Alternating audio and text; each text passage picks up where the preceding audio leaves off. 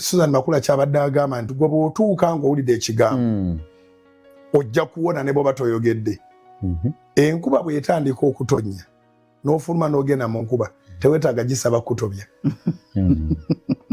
As long as ogiwulidde ku mabaati ogiwulidde nti eyiise n'ova mu nnyumba yo n'ogenda mu nkuba togisaba ogenda kutoba. Akasana bwe kaaka gwe n'ova awali ekisiikirize n'osalawo oyingira awali akasana teweetaaga kuwanika mikono nti akasana kakutuukeko.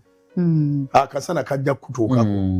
Naye kyakulabirako ekirungi nti bw'owuliriza eddoboozi lino n'oligondera olunaku lwa 26 September n'ogamba ngenda kugenda ekkololo siri mulokole simanyi na byakusaba naye ndi mu muliro. Mukama yamanyi kyanankolera. Mukama wali agenda kulindirawo bantu kubajja mu muliro. Amen. Essaawa za 24 z'ogenda okumalawo tezigenda kusala. Ka transport koko ogenda okuteekamu okuba yonna gy'onoova togenda kwejjusa.